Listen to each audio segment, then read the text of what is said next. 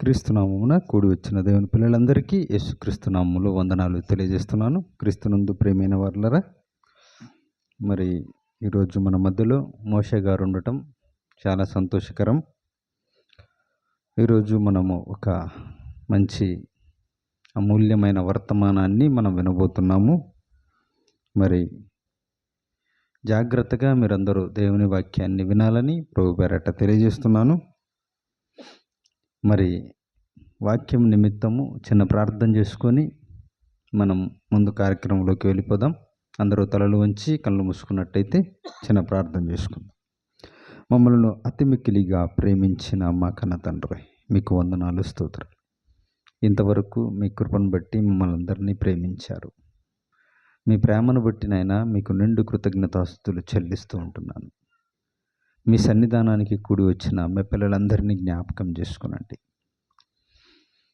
నీ దాసుడునైనా వాక్యాన్ని విత్తుతూ ఉంటుండగా మరి జాగ్రత్తగా వినగలిగే మంచి మనసు మీ బిడ్డలందరికీ దయచేయండి. వాక్యాన్ని విత్తుతున్న మీ దాసుని కూడా జ్ఞాపకం చేసుకొని బలపరిచి చక్కటి వర్తమానం అందిస్తూ ఉంటుండగా మీరు తోడు నీడగా ఉండి నడిపించండి.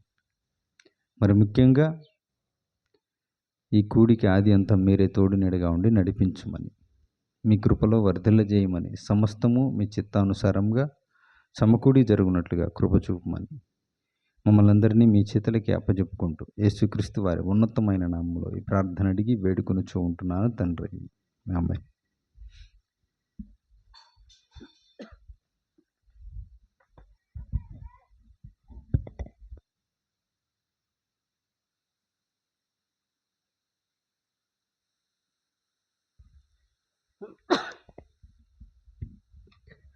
క్రీస్తునందు ప్రియమైనటువంటి దేవుని వర్లరా, మరలా చాలా కాలం తర్వాత మీ మధ్యలోనికి ఈ రీతిగా రావటానికి ప్రభు చూపించినటువంటి కృపను బట్టి దేవునికి కృతజ్ఞతలు తెలియజేస్తూ, మరి ముఖ్యంగా ఎప్పుడు కూడా ఒక ఆత్మీయమైనటువంటి భావనతో ఈ గ్రామంలోనికి వచ్చి సువార్త ప్రకటించడానికి ఎప్పుడు కూడా ముందున్నటువంటి ఫ్రాన్సిస్ అన్నకు, ఇక్కడ కూడి ఉన్నటువంటి మీ అందరికీ ప్రత్యేకంగా ఈరోజు మీ మధ్యలోనికి కొండపేటలో సేవ చేస్తున్నటువంటి మా మామగారు కూడా ఇక్కడికి రావటం, ఈరోజు మనమంతా కూడా కలిసి దేవుని మాటలు వినటానికి దేవుడు కృప చూపించాడు. కనుక చాలా జాగ్రత్తగా మరి చెప్పబోతున్నటువంటి ప్రతి మాటను, చూడబోతున్నటువంటి ప్రతి దృశ్యాన్ని కూడా మీరు జ్ఞాపకంలో పెట్టుకోవాలని, నేను చెప్తున్నది బైబిల్లో ఉందా లేదనేది కూడా మీరు ఆలోచించాలని మీ అందరికీ కూడా ప్రభు పేట మనవి చేస్తున్నాను. తల్లు వంచినట్టయితే చిన్న ప్రార్థన చేసుకొని వాక్య భాగంలోనికి వెళ్దాం. మమ్మల్ని మిక్కిలిగా ప్రేమించిన మా కన్న తండ్రి, నీ మహోన్నతమైన నామానికి కృతజ్ఞతలు చెల్లిస్తున్నాం. దేవా, ఈ రాత్రికాల సమయంలో నీ ప్రియమైనటువంటి నీ పిల్లల మధ్యకి మమ్మును నాయనా ఈ రీతిగా నడిపించి నీ బిడ్డల యొక్క ఆత్మీయ జీవితానికి ఈ దినాన ప్రభువా ఏ మాటలైతే అవసరమో ప్రభువా, అట్టి మాటలు నాయనా నీ పరిశుద్ధాత్మ సహాయము ద్వారా తండ్రి నీ బిడ్డలకు అందించండి. నీ బిడ్డలు తండ్రి చెప్పబోతున్నటువంటి ప్రతి మాటను వినగలిగే చెవిని, గ్రహించగలిగేటువంటి హృదయాన్ని నీ బిడ్డలకు ప్రసాదించమని, బలహీనమైనటువంటి నన్ను కూడా తండ్రి బలపరిచి నీ బిడ్డలకు అవసరమైనటువంటి మాటలు అందించుటకు సహాయం చేయమని క్రీస్తు నామములో ప్రార్థించి వేడుకొనుచున్నాము తండ్రి, ఆమేన్. క్రీస్తునందు ప్రియమైనటువంటి దేవుని వారలారా, ఈ రాత్రి గ్రామములో ఒక చక్కటి అంశాన్ని మీకు తెలియచేయాలని నేను ఆశపడ్డాను. అదేంటంటే మనిషికి మరణం అంతమా ఆరంభమా అని. మరి అక్కడ కనబడుతుంది చూడండి. మనిషికి మరణం అంతమా ఆరంభమా? చాలా వరకు మరణమును గురించినటువంటి విషయం చాలామందికి తెలియదండి. భూమి మీద కోట్ల మందికి దేవుడు జన్మనిచ్చిన, కోట్ల మంది భూమి మీద బ్రతికిన మరణమును గురించి తెలుసుకోకుండానే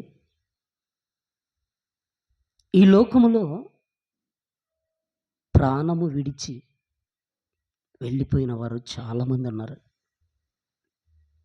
ఒక్కరు కాదు, ఇద్దరు కాదు, కోట్ల మంది ప్రజలు అని చెప్పుకోవచ్చు. కోట్ల మందిని పుట్టించింది ఎవరంటే దేవుడే. ఈ భూమి మీద ఆరిన నెల మీద కాలు మోపి బ్రతుకుతున్నటువంటి ప్రతి మనిషిని కూడా దేవుడు పుట్టించాడు. ఆ పుట్టించినటువంటి మనిషి పైన దేవునికి ఆశ ఉంది, ప్రణాళిక ఉంది. వాటిని గుర్తించకుండా మరణించిన వారు చాలామంది ఉన్నారు. నేడు మనమైతే సజీవంగా బ్రతికున్నాం. సజీవంగా బ్రతికి ఉన్నటువంటి మనకు మరణము గురించి కొద్దో గొప్ప తెలిసినప్పటికీ ఆ మరణానికి ముందు మనం ఎలా బ్రతకాలి, మనం ఎలా జీవించాలి, ఎలా మనం పరలోకమందున్నటువంటి కన్న తండ్రిని మెప్పించాలో అనేటువంటి విషయం కూడా చాలామందికి తెలియకపోవటాన్ని బట్టి లోకంలో ఉన్నటువంటి పాపానికి, లోకంలో ఉన్నటువంటి ఆశలకి ఈ దేహాన్ని ఇచ్చేసి పరమందున్నటువంటి దేవుణ్ణి బాధ పెడుతున్న వాళ్ళు ఈ భూమండలం మీద చాలామంది ఉన్నారు. ఎందుకు వారంతా కూడా దేవుడిచ్చినటువంటి దేహాన్ని, ఈ దేహం ఉంది కదా, అరికాలు మొదలుకొని తల వరకు ఉన్నటువంటి ఈ దేహాన్ని దేవుడు నేల మట్టితో చేశాడు. మొదటి మానవుడిని నేల మట్టి నుండి ఈ ఆకారాన్ని తయారు చేసి ఆకారములోనికి దేవుడు తనలోని జీవమును ఆదాముకు ముక్కు ద్వారా ప్రవేశపెట్టాడని, నాసికారంధ్రముల ద్వారా ప్రవేశపెట్టాడని మనం చదువుకున్నాం. అంటే మనిషి అనగానే మనకు అర్థం అవ్వటానికి మనిషి శరీరము, లోపల ఉన్నటువంటి శక్తి ఆత్మ అనుకుంటే, మనిషి అనగానే మనకు అర్థం అవ్వాల్సింది ఏంటంటే శరీరము, ఆత్మ కలిసి ఉండటమే మనిషి అండి. శరీరము, ఆత్మ రెండు కలిసి ఉంటే ఈ భూమి మీద మనం తిరుగుతాం. శరీరములో ఉన్నటువంటి ఆత్మ ఎప్పుడైతే బయటికి వెళ్ళిపోతుందో అప్పుడు దాన్ని శవమని, డెడ్ బాడీని పిలుస్తుంటారు. అంటే శరీరములో ఆత్మ, ఈ ఆత్మ మనలో ఉన్నంత వరకు మనకిచ్చినటువంటి దేవుడు ఈ దేహముల అవయవాలు కళ్ళైతేనేమి, చేతులైతేనేమి, కాళ్ళైతేనేమి, ఈ అవయవాలన్నీ కూడా పనిచేస్తాయండి. ఎప్పుడంటే లోపల ఆత్మ ఉన్నప్పుడు. ఎప్పుడైతే ఆత్మ శరీరాన్ని విడిచిపెడతాదో అప్పుడు కళ్ళు పనిచేయవు, చేతులు పనిచేయవు, కాళ్ళు పనిచేయవు. మనిషి బ్రతకటానికి దేహములో ఉన్నటువంటి అవయవాలు కిడ్నీ, ఊపిరితిత్తులు, గుండె, ఇవి ప్రధానమైనవి. లోపల ఉన్నటువంటి అవయవాలన్నీ కూడా చక్కగా పనిచేస్తే మనమందరము కూడా ఆరోగ్యంగా ఉంటామండి. లోపల ఉన్నటువంటి ఆ గుండె కానీ, కిడ్నీలు కానీ, తలలో కనపడనటువంటి నరాలకు ప్రాబ్లం వచ్చిన మనిషి వెంటనే మరణమైపోతాడండి.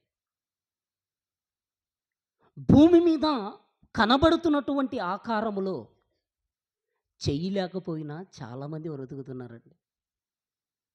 కాళ్ళు లేకపోయినా చాలామంది బ్రతుకుతున్నారండి. కళ్ళు లేకపోయినా చాలామంది బ్రతుకుతున్నారు. చెవిటి వారైనా చాలామంది బ్రతుకుతున్నారు. అంటే పైకి కనిపించే దేహములో ఏది కూడా లేకపోయినా మనిషి బ్రతకగలడు. కానీ లోపల ఉన్నటువంటి అవయవాలు అవి చాలా విలువైనవండి. ఎంత విలువైనవంటే మాటల్లో చెప్పలేమండి. మనకు ఆ అవసరత వస్తే దాని విలువేందో మనకు తెలుస్తుంది. అందుకే యేసుక్రీస్తు ప్రభుల వారు కూడా ఈ భూమి మీదికి వచ్చిన తర్వాత బ్రతుకుతున్నటువంటి మానవ సమాజానికి ఏమని చెప్పాడంటే, ఆత్మయే జీవింపజేయుచున్నది, శరీరము కేవలం నిష్ప్రయోజనం అన్నాడండి. శరీరం అన్నది పైకి కనబడుతుంది, ఆత్మ అన్నది లోపల ఉంటుందండి. అరికాలు మొదలుకొని తల వరకు అది కనిపించినటువంటి మహాశక్తి. అది అరికాలు మొదలుకొని తల వరకు ఉన్నటువంటి దేహంలో ఆత్మ ఉంది. ఆ ఆత్మ ఎవ్వరికి కనిపించదు. మనం అద్దం దగ్గరికి వెళ్ళిపోయి ఈ ఆకారాన్ని మనం చూసుకుంటామండి. అద్దం దగ్గరికి వెళ్ళిపోతే ఏం కనబడుతుంది? ముఖము కనబడుతుంది, ముక్కు కనబడుతుంది, కళ్ళు కనబడుతుంది, నీ తల వెంట్రుకలు కనబడతాయి, నీ చెవులకు పెట్టుకున్న వస్తువులు కనబడతాయి. అంటే శరీరము, ప్రభు చెబుతున్నాడు, శరీరము నిష్ప్రయోజనము, ఆత్మ జీవింపచేసేది. లోపల ఉన్నటువంటి ఆత్మ ఎప్పుడైతే మనిషిలో నుంచి పక్కకెళ్ళిపోతే ఇక ఆ శరీరాన్ని శవము అంటామండి. బ్రతికున్నప్పుడు ఈ శరీరంలో ఆత్మ ఉన్నదనుకోండి, అన్న, తమ్ముడు, అక్క, చెల్లి, అమ్మ, నాన్న, బంధువులు, రక్త సంబంధికులు, వీరంతా కూడా పిలిచేటువంటి పిలుపు ఎలా ఉంటుందంటే, బ్రతుకుంటే మా తమ్ముడు అంటారు, బ్రతుకుంటే మా అన్న అంటారు, బ్రతుకుంటే మా చెల్లి అనొచ్చు. అదే చనిపోతే శవము అంటారండి. దేహమును విడిచినటువంటి ఆత్మను అక్కడున్న దాన్ని ఏమంటున్నారంటే, శరీరము శవమైపోతుంది. ఆ శవముగా మనందరం కూడా మారబోతున్నాం. మనం అందరము కూడా బ్రతికున్నాం. మనందరము ఎప్పుడో ఒకప్పుడు ఏ సమయమో మనం చెప్పలేమండి. మనమందరము కూడా మనమందరం కూడా ఏం కావాలంటే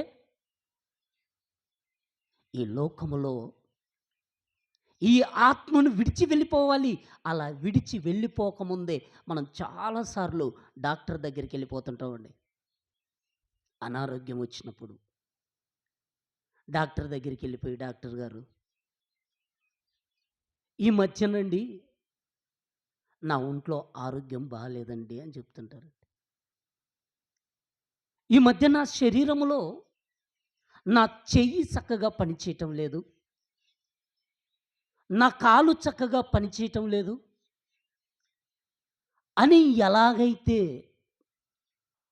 ఒక డాక్టర్ దగ్గరికి వెళ్ళి చెప్పుకుంటున్నప్పుడు మనల్ని ఎవరన్నా అడిగారనుకోండి, నా ఇల్లు అన్నారనుకోండి, మీరు పక్కన ఉంటారు, మీ ఇల్లు పక్కన ఉంటుంది. నా పొలం అండి అన్నారనుకోండి, మీరు పక్కన ఉంటారు, మీ పొలాన్ని కూడా పక్కన చూపిస్తారండి. అంటే నాది అనేది ప్రతిదీ కూడా మనం కనబడుతున్నాము. మనం కొన్న బైకు కనబడుతుంది, మనం కొన్న ఆటో కనబడుతుంది. మనం దేనినైతే చెప్పుకుంటున్నామో అది మన పక్కన ఉంటుంటుందండి. ఇప్పుడు మన శరీరంలో ఆత్మ ఉంది. ఆత్మనే మన పేరు కాదండి. ఈరోజు మనం పిలువబడుతున్న పేర్లు ఈ శరీరానికి కాదు, శరీరం లోపల ఉన్నటువంటి ఆత్మకండి అది. ఒక చక్కటి మాట బైబిల్లో చూద్దామండి. దానియేలు గ్రంథం 7వ అధ్యాయం 15వ వచనాన్ని ఒకసారి చూడండి. దానియేలు గ్రంథం 7వ అధ్యాయం. నాకు కలిగిన దర్శనము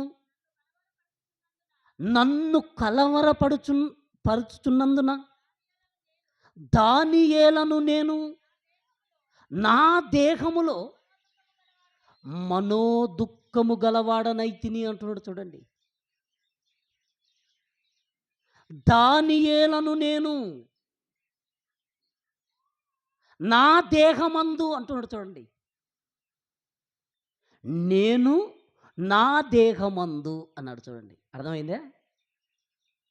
ఇక్కడ ఆత్మగా దానియేలు కనబడుతున్నాడు, దేహాన్ని సపరేట్గా కనబడుతుంది. దానియేలను నేను నా దేహమందు ఏముందంటే మనో దుఃఖం. ఈరోజు చాలామంది దేహములో దుఃఖం కనబడుతుంది, బాధ కనబడుతుంది. అనారోగ్యపు పరిస్థితులు ప్రతి మనిషిలో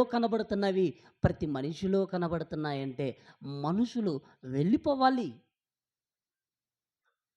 ఈ లోకంలోనికి వచ్చినటువంటి మానవులందరూ కూడా ఇక్కడేమో స్థిరముగా ఉండిపోవడానికి రాలేదండి. ఇక్కడికి వచ్చిన మనం అందరము కూడా వెళ్ళిపోవాలి. అలా వెళ్ళిపోవలసినటువంటి మనము మనలో ఉన్నటువంటి ఆత్మను కాపాడుకోవటానికి మరణం పేరుతో ఈ లోకాన్ని విడిచిపెట్టిపోతున్నటువంటి మనము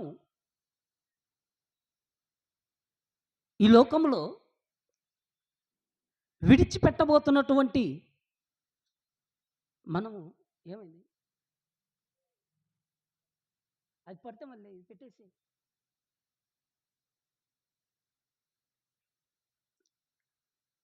మరణంతో వెళ్ళిపోవలసినటువంటి మనము ఎంతో భయముతో కూడినటువంటి భక్తి జీవితాన్ని కలిగి ఉండాలి అని దేవుడు చెప్తున్నాడు. దేవుడు మనకిచ్చినటువంటి ఈ ఆయుష్కాలం, మనకిచ్చినటువంటి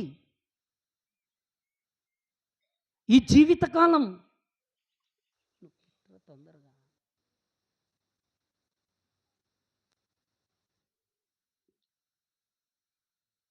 దేవుడిచ్చినటువంటి ఈ గొప్ప ఆయుష్కాలములో ప్రతి మనిషి కూడా వెళ్ళబోతున్నటువంటి ఆ లోకం గురించి, వెళ్ళబోతున్నటువంటి ఆ స్థానం గురించి ప్రతి ఒక్కరూ ఆలోచించాలండి. యెహోషువ గ్రంథం 23వ అధ్యాయం, యెహోషువ గ్రంథం 23వ అధ్యాయం 15వ వచనంలో ఒక చక్కటి మాట రాయబడింది చూడండి. అయితే మీ దేవుడైన యెహోవా నీతో చెప్పిన మేలంతయు, 14వ వచనమమ్మ,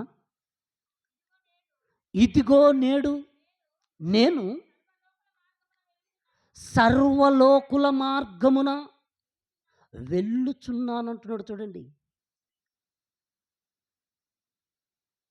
ఇక్కడ గంధకర్త యెహోషువ, మోషే వెళ్ళిపోయాడు. ఇశ్రాయేలుల సర్వ సమాజాన్ని వాళ్ళకు తెలియచేస్తూ, ఇదిగో మరణం అన్నది ప్రతి మనిషికి ఉంది. మనం ఇక్కడ ప్రాణముతున్న మనము ఏదో క్షణములో మన జీవితాన్ని విడిచి వెళ్ళిపోవాలి. ముందుగానే హెచ్చరిక చేస్తున్నాడు, ముందుగానే తెలుపుతున్నాడు. ఎలా అంటే ఒక మెలకువ జ్ఞాపకం చేస్తున్నాడు. మరల చదవమ్మ మాట, ఇదిగో నేడు నేను సర్వలోకుల మార్గమున వెళ్ళుచున్నాను అంటున్నాడు చూడండి. సర్వలోకుల మార్గమున వెళ్తున్నాను. సర్వలోకులు ఎక్కడికి వెళ్తున్నారు చెప్పండి? చాలామంది ఒక వ్యక్తి మరణించిన తర్వాత అక్కడికి వెళ్ళి, అది స్త్రీ అయినా పురుషుడైనా ఎవరైనా కూడా మరణించినటువంటి ఆ స్థలానికి వెళ్ళి అక్కడ ఉన్నటువంటి వాతావరణాన్ని బట్టి అక్కడ మాట్లాడుతుంటారండి. మనమేమి ఇక్కడ స్థిరముగా ఉండే వాళ్ళం కాదు, మనం ఇక్కడ కొద్ది కాలం ఉంటాము. కొద్ది కాలం ఉన్నటువంటి మనం కూడా వెళ్ళిపోవాలి అని చెబుతుంటాము. అక్కడి నుంచి వచ్చిన తర్వాత మరలా మనం లోకములో ఎలా బ్రతకాలో అలానే బ్రతుకుతుంటామండి. మనం ఎలా బ్రతకాలో అలాగే బ్రతకటానికి ఈరోజు చాలామంది అలానే ఉంటున్నారు. ప్రతి మనిషికి మరణం ఉంది. ఆ మరణము అంతమా ఆరంభం అన్నది ఈరోజు చాలామందికి తెలియదండి. చాలామంది ఏమనుకుంటారంటే మరణించితే ఇంకేం లేదు అనుకొని చాలామంది అర్ధాంతరంగా లోకములో కన్ను మూసి వెళ్ళిపోతున్న వాళ్ళు చాలామంది కనబడుతున్నారండి.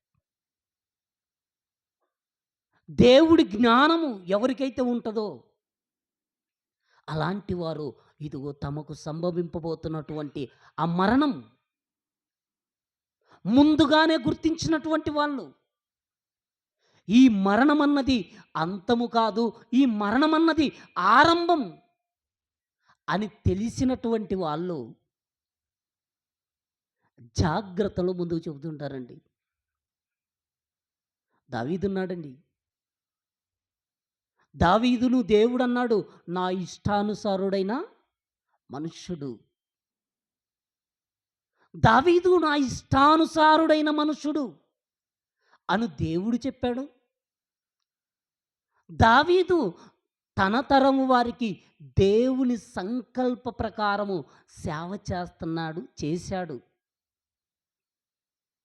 ఇక చావన్నది దగ్గరకవుతున్న కొద్దీ దావీదు తన కుమారుడైనటువంటి సొలొమోనును పిలిచి, సొలొమోనుకు దావీదు ఏమని చెబుతున్నాడంటే, రాజుల మొదటి గ్రంథం 2వ అధ్యాయం 2వ వచనాన్ని ఒకసారి చూడండి.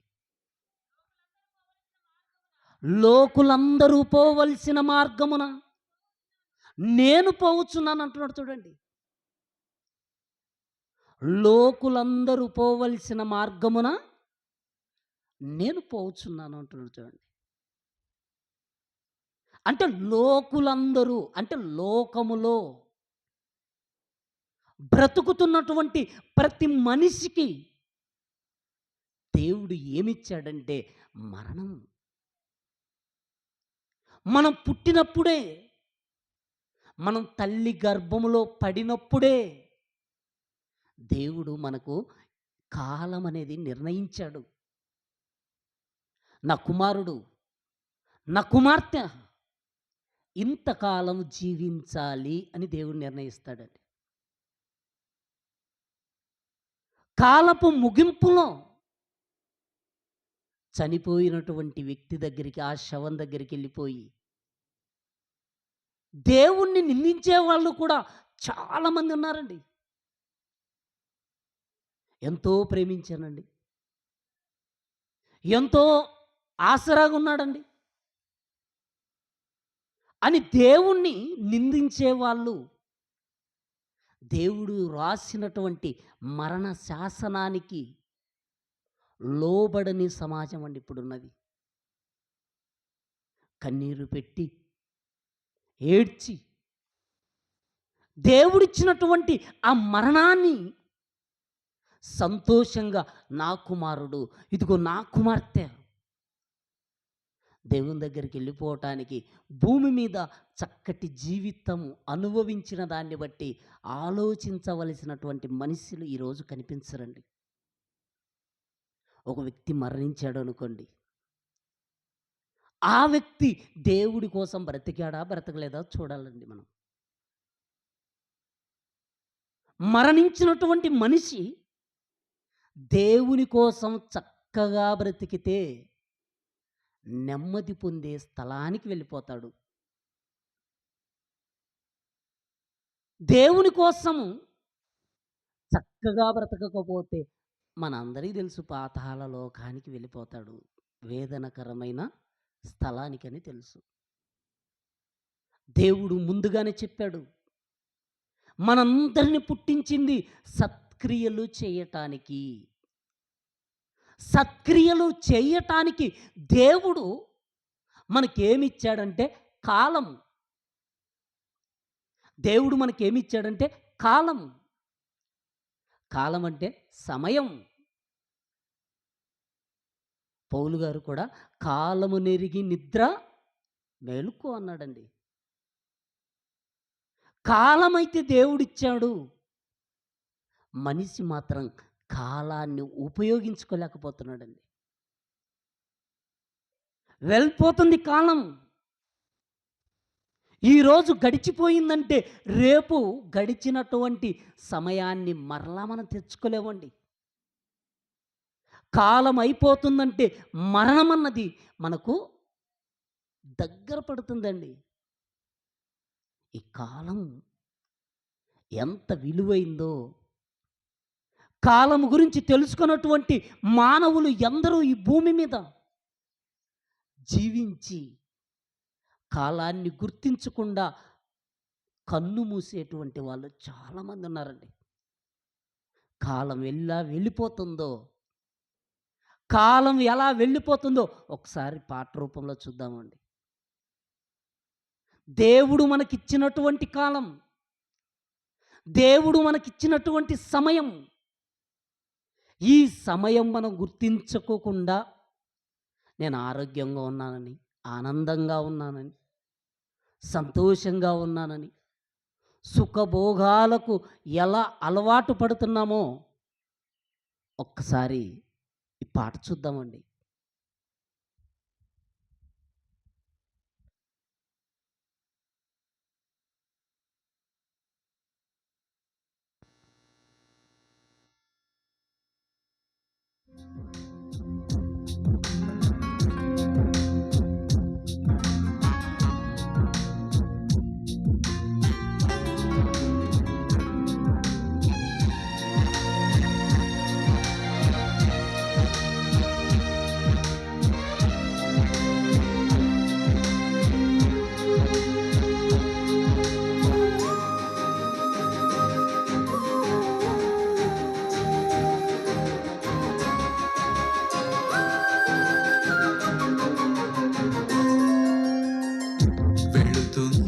కాలం, వస్తుంది మరణం.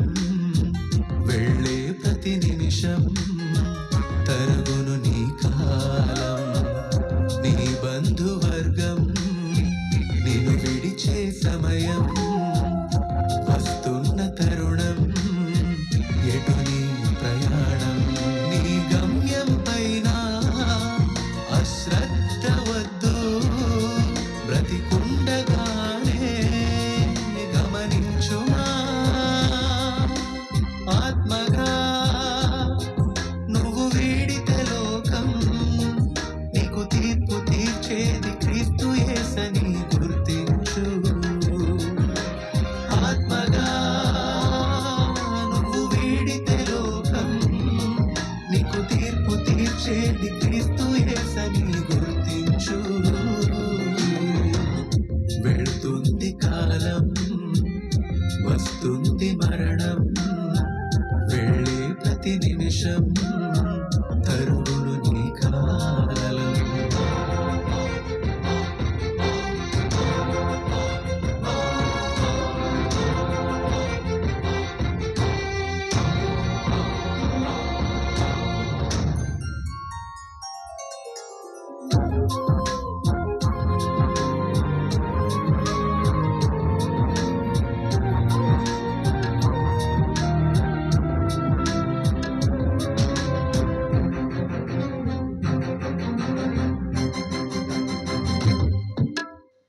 పరమును విడిచి వచ్చిన ఆత్మ దేహము ధరించింది అంతకాలము. యాత్రికుడవన్నా సత్యాన్ని మరచి బానిసగా మారవు నీ శరీరానికి. పాడు చేసే పానీయానికి అలవాటు పడ్డావు. మత్తులో తూగుతూ దారి తప్పావు. నీ దేహ వాంఛలకు బానిసైనావు. నీ భార్య పిల్లలకు చేదువైనావు. గమ్యము తెలిపినా గ్రహించక బ్రతికావు. సత్యమును విశ్వసించక మార్గమునే విడిచావు. వెళుతుంది కాలం, వస్తుంది మరణం. వెళ్ళే ప్రతి నిమిషం తరుగును నీ కాలం.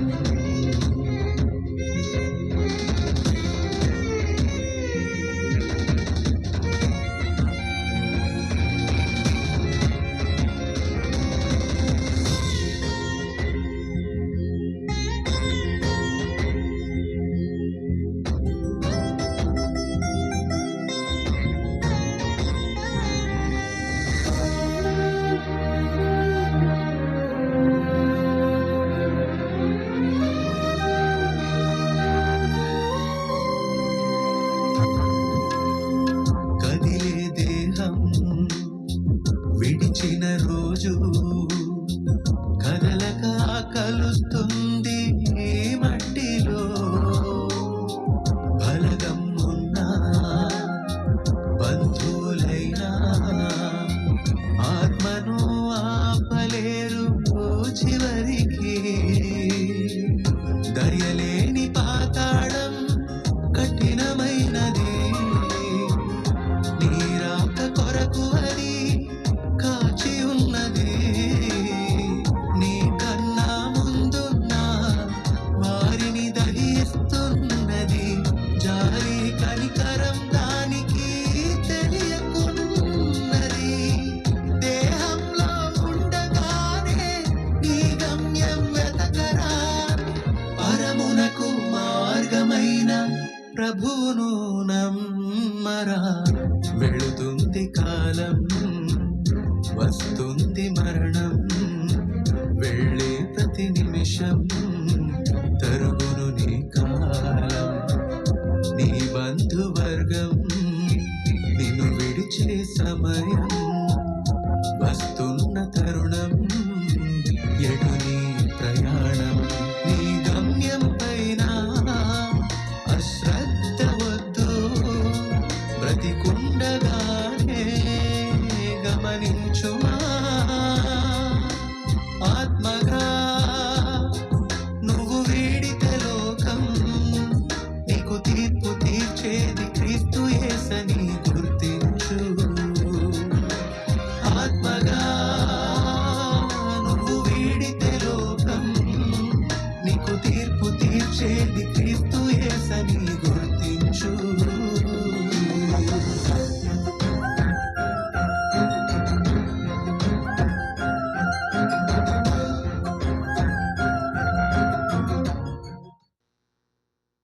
పిల్లరా,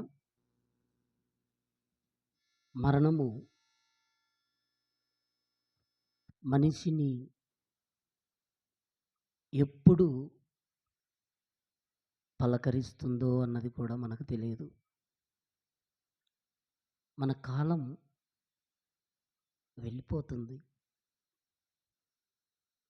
దేవుడిచ్చినటువంటి సమయం వ్యర్థముగా గడిపేస్తున్నాం. మనిషికి మరణం అంతం అని చాలామంది అనుకుంటూ ఉంటారండి. చనిపోతే ఏ బాధ ఉండదు, ఏ సమస్య ఉండదు అని చాలామంది అనుకుంటారు. అందుకే భూమి మీద వచ్చినటువంటి కష్టాలకి తొందరగా ఈ దేహం విడిచిపెట్టాలని ఆశపడుతున్నారండి. ఈ దేహములో ఉన్నటువంటి ఆత్మ ప్రమాదాలలో వెళ్ళిపోవచ్చు. ఎప్పుడు ఏ రూపములో మనకు మరణం సంభవిస్తుందో కూడా మనకు తెలియదు. మన జీవితాన్ని దేవుడు మీరు ఇంతలో కనబడి అంతలో మాయమైపోవు ఆవిరి అన్నాడండి. ఆవిరి వంటి జీవితము కలిగిన మనకి ఎన్నో ఆశలు, ఆవిరి వంటి జీవితం కలిగిన మనకు లోక సంబంధంగా ఎన్నో ఆశలు పుట్టించిన దేవుడి గురించి ఆలోచించట్లేదు. కాలం ఇచ్చినటువంటి దేవుడి గురించి ఆలోచించట్లేదు. ఏదో ఈ లోకంలో ఉన్నాను గనక చక్కగా బ్రతకాలి, ఇల్లు కట్టుకోవాలి, సుఖంగా ఉండాలి, సంపాదించుకోవాలి, 10 రూపాయలు వెనకేసుకోవాలని చాలామంది ఆశపడుతున్నారండి. వెళుతున్న కాలంలో మరణం అన్నది మనకు వచ్చినప్పుడు చనిపోయినటువంటి మనిషికి తీరా తీసుకెళ్ళేటప్పుడు తెల్ల బట్టను చుట్టుతుంటారండి. బ్రతికున్నప్పుడు సంపాదించిన దాన్నంతా కూడా జోబిలో పెట్టుకొని పోవటానికి చనిపోయినటువంటి మనిషికి కప్పేటువంటి ఆ గుడ్డకు జోబి కూడా ఎక్కడ కూడా కనిపించదండి. ఒక తెల్ల బట్ట అలా చుట్టేస్తారు, దేహాన్ని తీసుకెళ్ళిపోతుంటారు. మనం ఎన్ని చూడలేదండి పుట్టినప్పటి నుంచి. మనం చనిపోయేంత వరకు ఎంతో మందిని చూస్తున్నాం.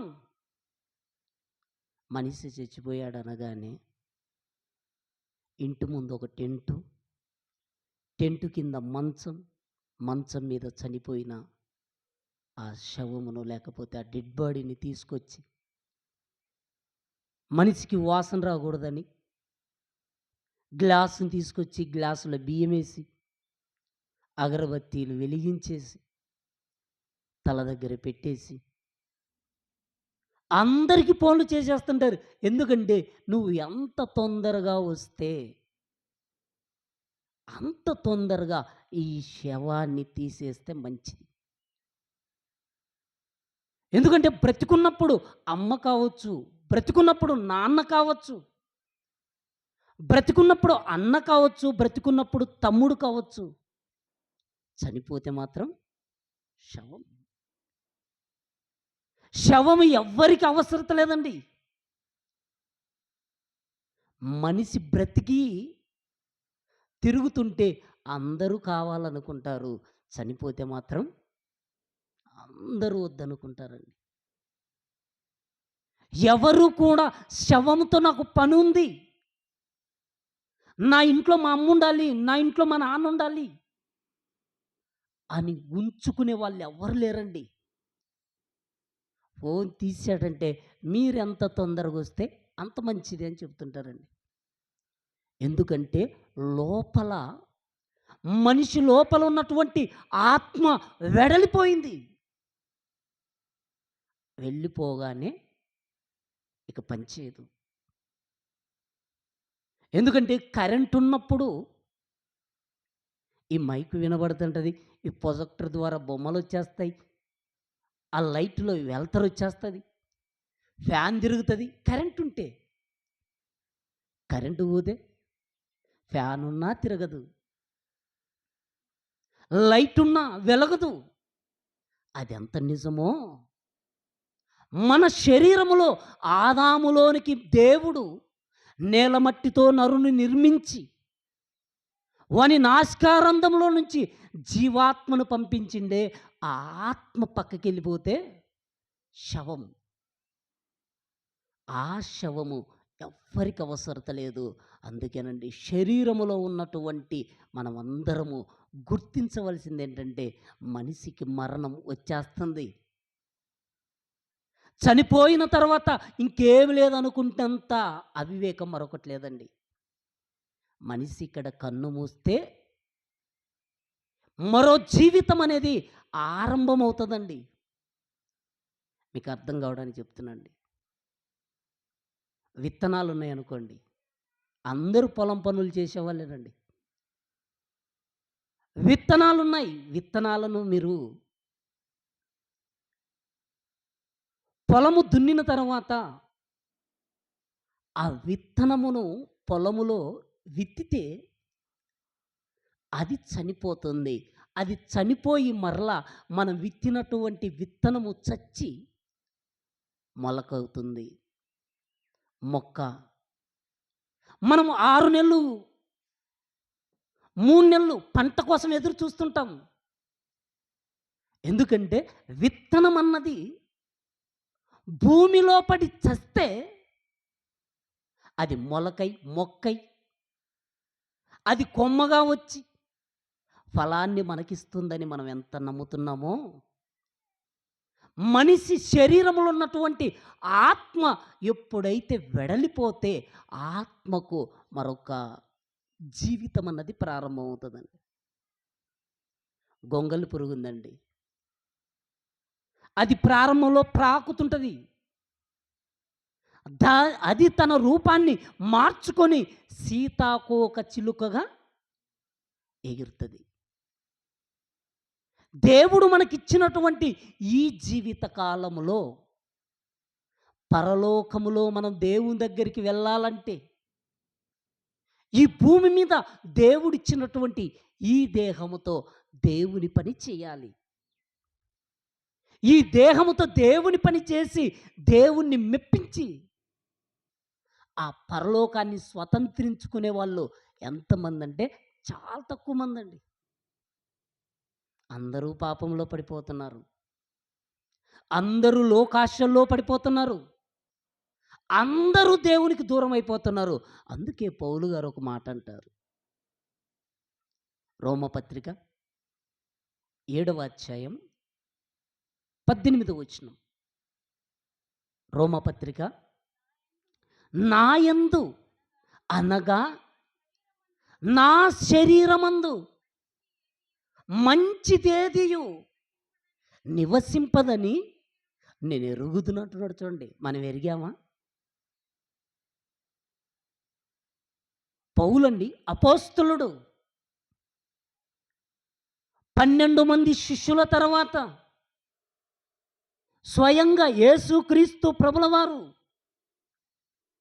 దర్శనమిచ్చి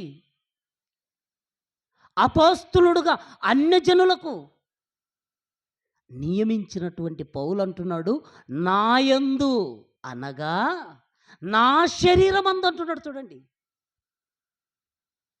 నాయందు అనగా నా శరీరమందు మంచిదేదియు నివసింపదని నేను ఎరుగుదును అన్నాడండి. మనం అడిగితే అండి మనం చెప్తాము, యోబుకు బాబుల్లాగా చెప్పుకుంటామండి మనం. నాకెంత భక్తో తెలుసా? నేనెంత ఉన్నతంగా బ్రతుకుతున్నానో తెలుసా? నేను ఎంత గొప్పగా దేవుడి కోసం జీవిస్తున్నానో తెలుసా అని చెప్పుకుంటుంటామండి. యోబుకి ఎన్ని కష్టాలు రాలేదు చెప్పండి. ఒకేసారి 10 మంది పిల్లలు చనిపోయినా, ఆస్తంతా కోల్పోయినా, ఆరోగ్యమంతా క్షీణించినా యోబేమన్నాడు? యెహోవా ఇచ్చెను, యెహోవా తీసుకొని పోయాను, యెహోవా నామమునకు స్తుతి కలుగునుగాక అన్నాడండి. ఇప్పుడు అంటారా చెప్పండి? ఒక్కరికి ఏదన్నా అయిందనుకోండి, పరలోకమందున్న కన్న తండ్రిని నిందించి, మనకిచ్చినటువంటి జీవిత పరమార్థాన్ని పక్కన పెట్టి ఈరోజు ఆలోచించే వాళ్ళు ఎక్కువ మంది అండి. ఈ లోకములో బ్రతుకుతున్న ప్రతి మనిషి కొరకు దేవుడు మరణం అన్నది నువ్వు అనుభవించాలి. మనం రుచి చూస్తే, ఒక యాపిల్ పండు రుచి చూసామనుకోండి, అది ఎలా ఉందో మనం చెప్పగలమండి. ఒక అరటి పండు రుచి చూస్తే అది ఎలా ఉందో మనం చెప్పగలం. వంట చేస్తున్నప్పుడు కూడా చాలామంది ఉప్పు ఉందా, కారం ఉందా, ఏముందా అని రుచి చూసి సరిపోయింది అనుకుంటుంటారండి. మరి ప్రభువును రుచి చూసిన వాళ్ళు ఎవరున్నారు చెప్పండి? మరణమును రుచి చూడాలని దేవుడి లోకములు పెట్టాడు. తల్లి గర్భములో నుంచి మనందరినీ భూమి మీదకి రప్పించాడు. మనందరం ఈ భూమి మీదకి వచ్చి మరణాన్ని అనుభవించాలనుకుంటున్నారు చూడండి. ఆ మరణాన్ని అనుభవించాలని దేవుడే నియమిస్తే, నాకు మరణం రాదండి, రేపు పొద్దున నేను మంచిగా పనికి వెళ్ళిపోతాను, రేపు పొద్దున నీ దగ్గరికి 10 గంటలకల్లా నీ దగ్గర ఉంటాను అని ఖచ్చితంగా చెప్తున్నాడండి. అరే వెర్రివాడా, ఈ రాత్రి దేవుడు నీ ప్రాణం అడిగితే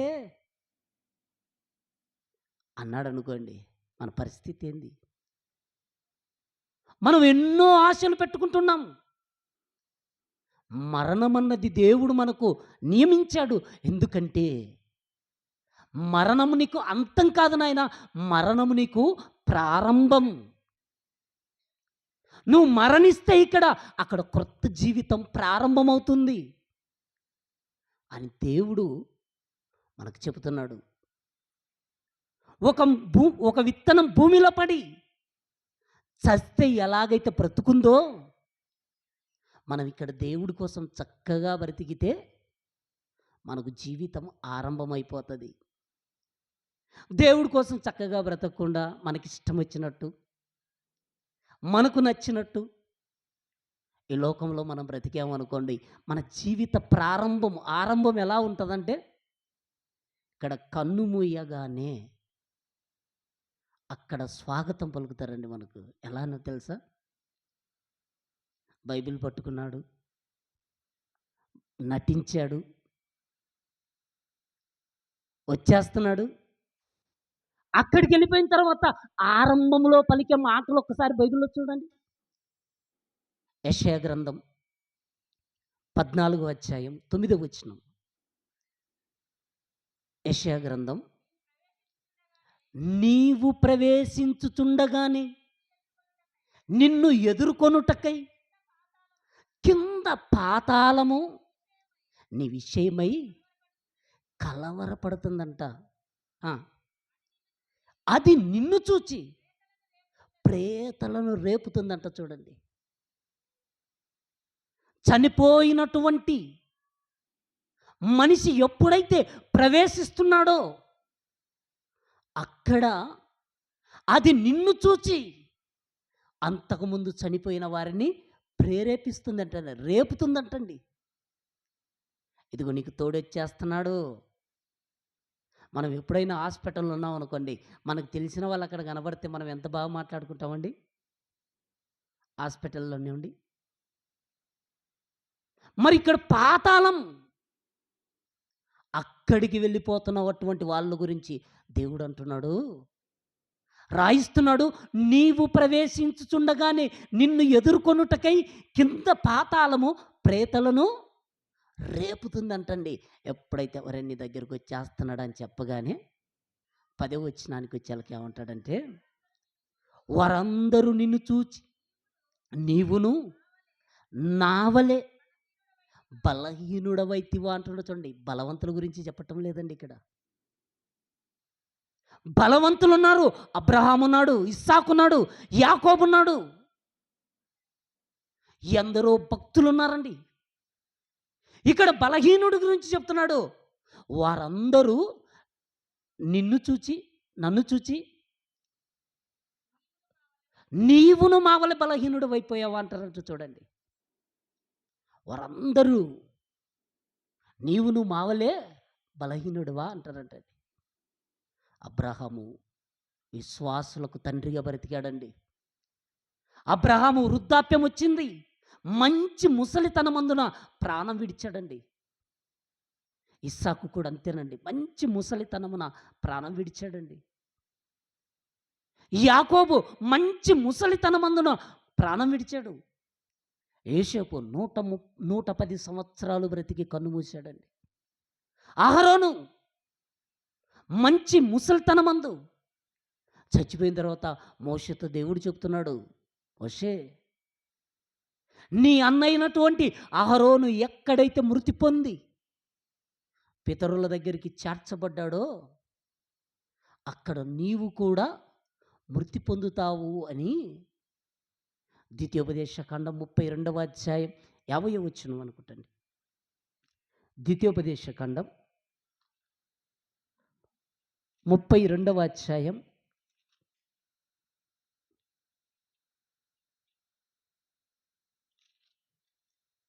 50వ వచనం. నీ సహోదరుడైన అహరోను హోరు కొండ మీద మృతి పొంది తన స్వజనుల యొద్దకు చేరినట్లు నీవు ఎక్కబోవుచున్న కొండ మీద మృతి పొంది నీ స్వజనుల యొద్దకు చేరుదు అని దేవుడు చెప్తున్నాడు. చూడండి, మోషే, నీకు మరణం ఉంది, నువ్వు కూడా మృతి పొందుతావు. నీ అన్న ఎక్కడ చనిపోయాడు? నీ అన్న చనిపోయి అహరోను పితరుల దగ్గరికి, స్వజనుల దగ్గరికి, అబ్రహాము స్వజనుల దగ్గరికి వెళ్ళిపోయాడు, యాకోబు స్వజనుల దగ్గరికి వెళ్ళిపోయాడు, ఇస్సాకు స్వజనుల దగ్గరికి వెళ్ళిపోయాడు. నీతిమంతులంతా కూడా చేరిపోతున్నటువంటి ఆ స్థలానికి నీ అన్న వెళ్ళిపోయాడు గనక నువ్వు కూడా వెళ్ళిపోతావు అని దేవుడు చెప్తున్నాడండి. అంటే నీకు మరి కొత్త జీవితం ఆరంభం కాబోతుంది అండి. మన సొంత వారంతా కూడా ఎక్కడుంటారంటే దేవుడి కోసం చక్కగా బ్రతికినటువంటి వారందరూ కూడా నెమ్మది పొందే స్థలం అండి లాజరు గారు ఉండేటువంటి స్థలం. భక్తిహీనులంతా కూడా ఉండేటువంటి స్థలం. ఒక్క మాటలు చెప్పాలంటే వేదనకరమైన స్థలం. ఇప్పుడు దేవుడు మనకి మరణం అన్నది ఉంది, మనందరికీ మరణం ఉంది. ఇక్కడ కూర్చున్నటువంటి మనం పచ్చని రుచి చూసాం, మనం పండ్లను తిన్నాం, దేవుడిచ్చినవన్నీ కూడా అనుభవిస్తున్నామండి. కానీ దేవుడిచ్చేది ఒకటి మాత్రం వద్దనుకుంటామండి, అదే మరణం. నాకు వద్దండి మరణం, ఇంకా నేను చాలా కాలం బ్రతకాలి, నేను ఉద్యోగం సంపాదించుకోవాలి, నేను ఆస్తి సమకూర్చుకోవాలి, నాకు ఇప్పుడే వద్దు మరణం అన్నట్టుగా ఈరోజు మనిషి బ్రతుకుతున్నాడు. కానీ దేవుడు అంటున్నాడు, మరణం నువ్వు వద్దనుకుంటున్నావు, కానీ మరణము రుచి చూడకుండా బ్రతికే నరుడు ఎవడు అంటాడండి. కీర్తనల గ్రంథం 84వ అధ్యాయం 89వ అధ్యాయం 48వ వచనం. కీర్తనల గ్రంథం 89:48. మరణమును చూడక బ్రతుకు నరుడెవడు? పాతాళము యొక్క వశము కాకుండా తన్ను తాను తప్పించుకొనగలవాడు ఎవడు అంటున్నాడు చూడండి. పాతాళము యొక్క వశము కాకుండా, మరణమన్నది రుచి చూడకుండా ఎవరుంటారు? అందరూ వెళ్ళిపోతున్నారండి. ధనవంతుడు మరణంతో వెళ్ళిపోతున్నాడు, పేదవాడు వెళ్ళిపోతున్నాడు, చదువు లేని వాళ్ళు మరణంతో వెళ్ళిపోతున్నారు, చదువు ఉన్న వాళ్ళు కూడా మరణంతో వెళ్ళిపోతున్నారు. అందరూ వెళ్ళిపోతున్నారు. మనం కూడా వెళ్ళిపోవాలి. మరణం మనకుంది. ఈ మరణానికి ముందు మన జీవితాన్ని చాలా చక్కగా మనం జాగ్రత్త పరుచుకోవాలండి. చనిపోకముందే మనకు తెలియజేసే వాళ్ళు ఎవరున్నారు చెప్పండి? చనిపోయిన వాళ్ళు ఎక్కడికి వెళ్ళిపోతున్నారు, చనిపోయిన వాళ్ళు ఏమైపోతున్నారు, విషయాలు మనకు తెలియదండి. తెలియకపోవటాన్ని బట్టి సొలొమోను ఎన్నో మాటలు చెప్పాడండి. ప్రసంగి గ్రంథం 6వ అధ్యాయం 12వ వచనంలో,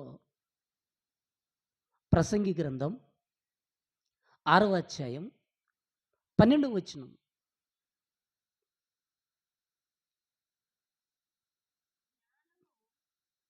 ప్రసంగి గ్రంథం 6వ అధ్యాయం 12వ వచనం.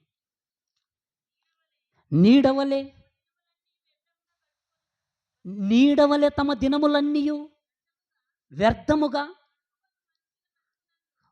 వ్యర్థముగా బ్రతుకు మనుషుల బ్రతుకునందు ఏది వారికి క్షేమకరమైనదో ఎవరికి తెలియను? వారు పోయిన తరువాత ఏమి సంభవించునో వారితో ఎవరు చెప్పగలరు అంటున్నారు చూడండి. వారు పోయిన తర్వాత మన కళ్ళ ముందు ఎంతోమంది పోతున్నారండి. మన కళ్ళ ముందు చిన్నపిల్లలు పోతున్నారు, పెద్దవాళ్ళు పోతున్నారు, యవనస్తులు పోతున్నారు, అందరూ పోతున్నారండి. మరణానికి చిన్న పెద్ద తేడా లేదండి. అందరు వెళ్ళిపోతున్నారు. వెళ్ళిపోతున్నటువంటి వారి గురించి లోకం ఏం మాట్లాడుకుందంటే, దేవుడేమో ఆత్మని దేహంలో పెడితే, చాలామంది అంటారండి, ఎంతోమంది మాట్లాడుకుంటూ ఆత్మను గాల్లో కలిసిపోయింది అనుకునే వాళ్ళు చాలామంది ఉంటారండి. ఈ ఆత్మ అంటండి గాల్లో కలిసిపోతుందండి. గాలి ఎవరికైనా కనబడుతుందే చెప్పండి? చెట్టు అలా వీస్తే, కొమ్మలు కదిలితే, మనకు చల్లగా తాకితే గాలి అనుకుంటామండి మనం, గాలి వచ్చేస్తుంది అని. కనిపించని ఈ ఆత్మ అంటండి గాల్లో కలిసిపోతుందంటండి మనిషి చచ్చిపోతే. ఇలా మాట్లాడుకునే వాళ్ళ గురించి దేవుడు వీళ్ళు జ్ఞానవంతులు, తెలివిమంతులు అని చెప్పటం లేదండి. వీళ్ళంతా అండి ప్రసంగి గ్రంథం 10వ అధ్యాయం 14వ వచనంలో ఉంది. వీళ్ళు ఎలాంటి వాళ్ళు అంటండి? ప్రసంగి గ్రంథం 10వ అధ్యాయం 14వ వచనం. కలుగబోవునది మనుషులు ఎరుగకుండినను బుద్ధిహీనులు విస్తారంగా మాట్లాడతారంట చూడండి. కలుగబోవునది ఏదో అది మనుషులు ఎరుగకుండా బుద్ధిహీనులు ఎలా మాట్లాడతారంటే విస్తారంగా అంట చూడండి. ఆత్మ ఏమైపోతుందంటే ఆత్మ గాల్లో కలిసిపోతుందన్న వాళ్ళు ఒకరు. ఇంకొకరు ఏమంటున్నారంటే ఆత్మ మనిషి చచ్చిపోయాడు కదండి, కోరికలు తీరలేదు, కోరికలు తీరకుండా మనిషి చచ్చిపోయాడు గనక ఇదిగో ఇక్కడే దయమై తిరుగుతుంది అనుకుంటారండి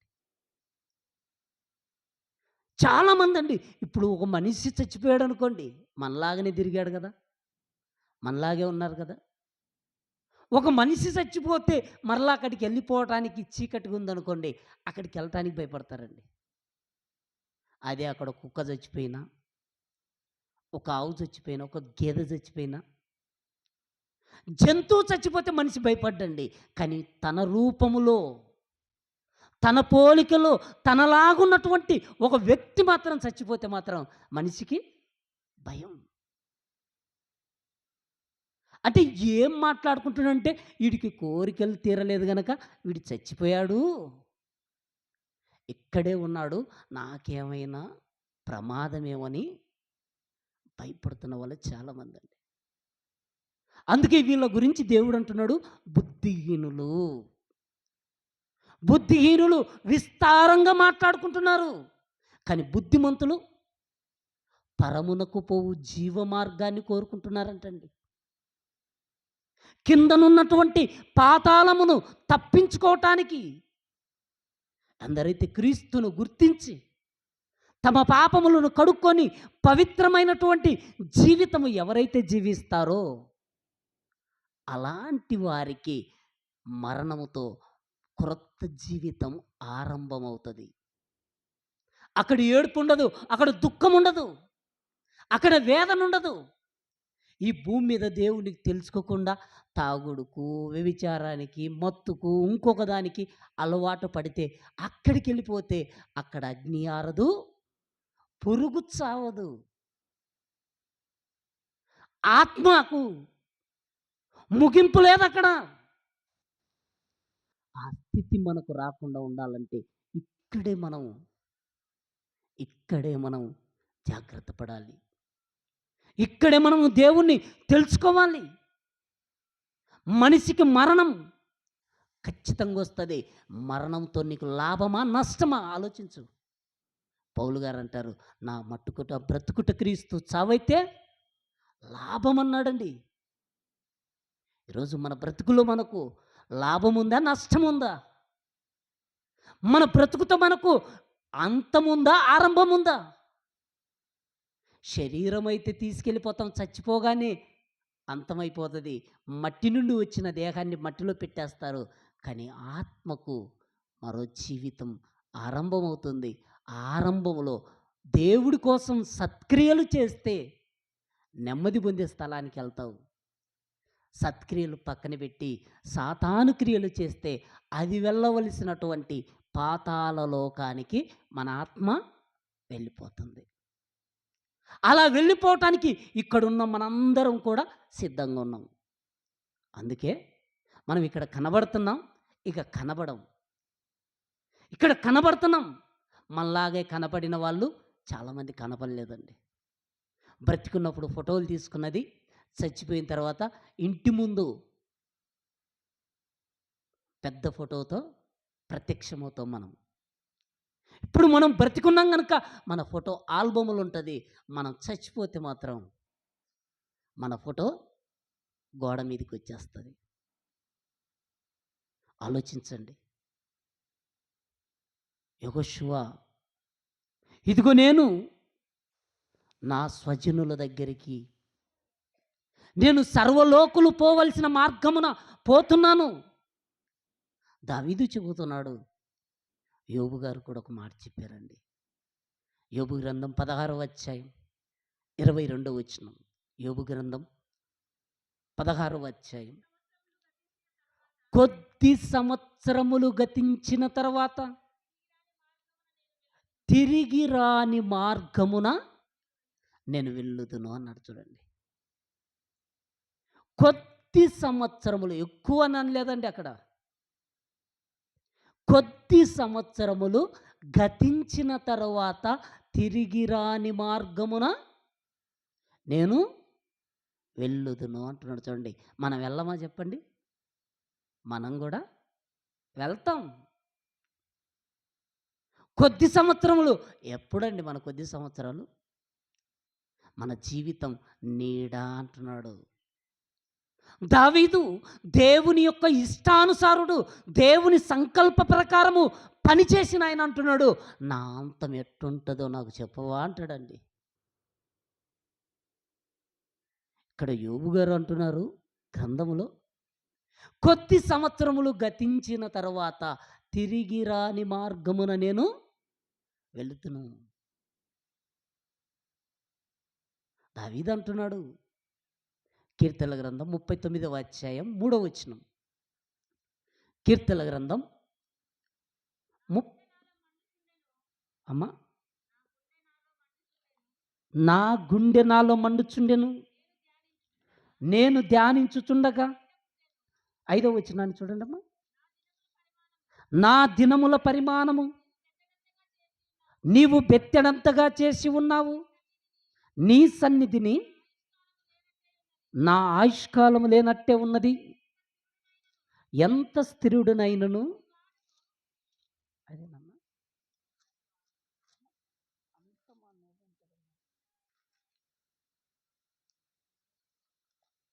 అంతమును అది ఎన్నో వచ్చినమ్మా 4వ వచనాన్ని చూడండి. యెహోవా నా అంతము ఎట్లున్నది, నా దినముల ప్రయాణం ఎంతైనది నాకు తెలుపు అంటున్నాడు చూడండి. నా దినముల అంతము, అంతముతోనే శరీరము ఇక్కడ ఈ లోకములో కనుమరుగైపోవచ్చేమో, కానీ ఆత్మకు మాత్రం ఆరంభం. ఈ శరీరాన్ని చాలామంది చూస్తున్నాం, ఇక చూసిన వారి కన్ను ఇక చూడదు. ఎంతోమంది అండి మన రక్త సంబంధికులు, మనవారు